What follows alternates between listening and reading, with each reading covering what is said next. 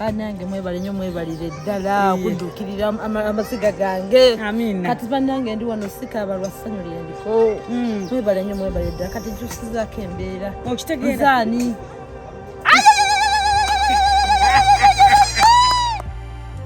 Banange mwebale nnyo mwebalire ddala tusimbudde.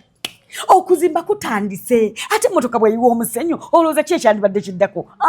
Yiye egenda kuleeta mulala. Bannange mwebale simanyi na kyakubagamba naye nga ye Mama Reste musanyufu. Ekitiyo kikyo kitandise kino nno kyekigenda mu maaso kati ku site wenjogerera ewabadde ekiyumba ekikyamu ekiyumba ekifu ekitonya kiyingiza ndooza n'emisota na buli kyewalula kakati yafuuse site wuuyo nga nze nkutte ekitiyo mukwano. Mwebale bannange ye mbebaza wabula eno site egenda kuvaamu ennyumba gagadde tukisobola.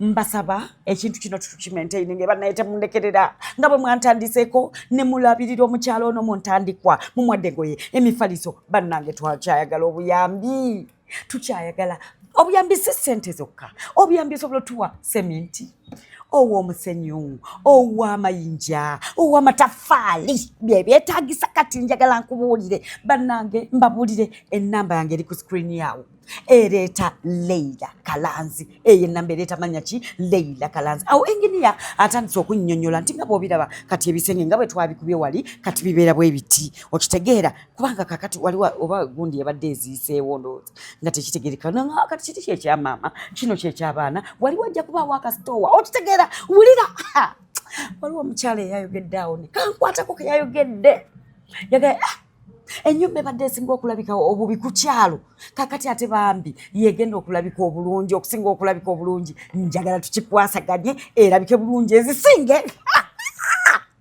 Mwebale bannange tuli Kasengejje tuli mu kuzimbira mukyala ye mukwana yakatweyungako osooka okuddayo emabega n'olaba vidiyo zaffe ezasoose olabe ki kyenjogerako. Tuli Kasengejje omukyala ono alina abaana 10 abadde mu kayumba kabi wabula kati bwenjogerera tutandise tusimbudde.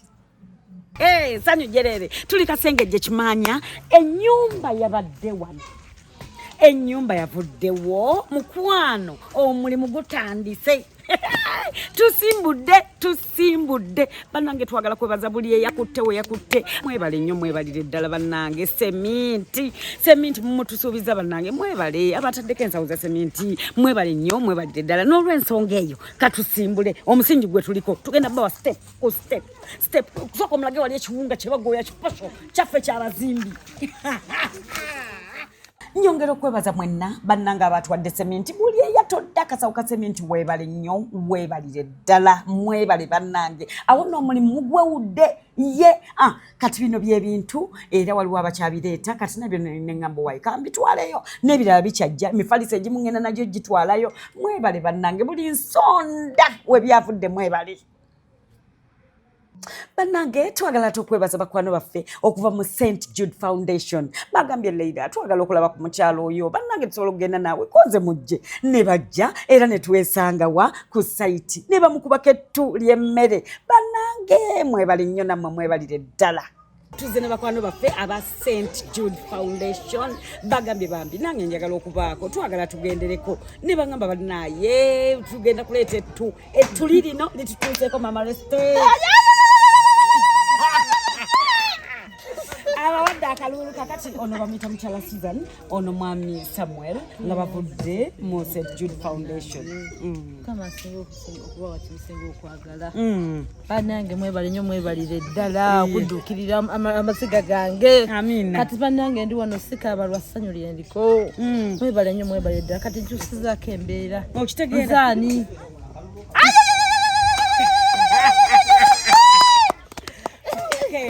Mwami Samuel tubeera nze bamwe mwebale nnyo mwebale ddala. Bosi waffe buzi aliwa? Judith Nankabirwa. Bannange mukyala Judith. Yali US. Yasinziira. Twagala okuba omulanga eri abantu mwenna nti kaakati ke kaseera tetukyalinda bazungu kujja tukolera bintu. Mwebale. Ffe nga abaddugavu tusobola okwekwatakwata ekisomesa bannaffe abakyali wansi. Amina. Mwebale nnyo olw'omulimu guno.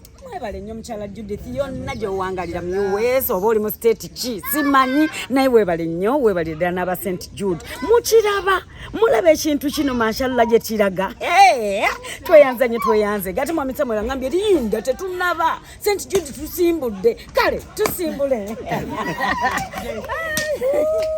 bannange tukyetaaga obuyambi eno ennyumba saagala eyimirireko yadde ye obuyambi buyise ku nnamba yange eri ku screen yo ereeta mannya ga Leila Kalanzi bw'olaba ng'essimu kw'otadde tereese mannya gange totawaana toteekayo ye tubayambe bannange bave bapangisa bagule eyaabwe kati okubajjako katono nnyo ku mulamwa ogw'okuzimba kambazeeko eno ate mu by'okusoma ojjukira omuwala Reste eyamala P7 n'afuna 19 eyali akaaba twalowoozezzaako ku mbeera ye ne tugamba senior one yo yatandika Reste ono lwaki tetukwata ku ssente zino ze batuwadde ez'okuzimba n'ayingira essomero era kye twakoze ne tumutwala ku Kawempe Secondary School era ye HM yatukenderezaako ku ssente oba okitegeera ne tusasulayo kwegamba ebintu bya Reste bino okuyingira essomero byatutte almost akakadde kalamba omugulira keesi empya jjukira abadde tagendangako mu boarding kwega ebintu ebyo byonna byabadde bipya ne tukwata ku ssente ezo bambi ne tusasulayo ku fees half yazo then naki n'omugulira requirements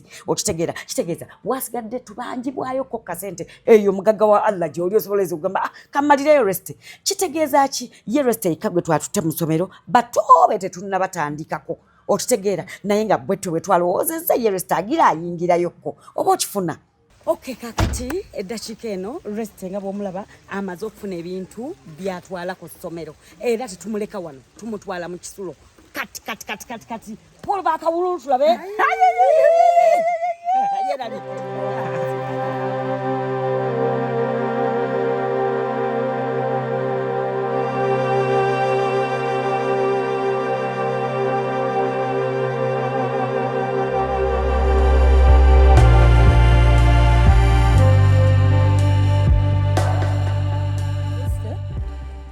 nkusabira ogenda osome bulungi empisa z'obadde nazo era obeera naddo ddala omuntu omumanyanga n'omanya oti oyo mwana munanga ali bwati ni bwati n'obeera obulungi soma nkwagaza okusoma obulungi bwo bwonna gona wayitira mu second grade kuli onjagala ofunye mu first grade amina omukisa guva wa maama wo amina tweyanzize saala eyo maama saba Allah akkirize ajja kukkiriza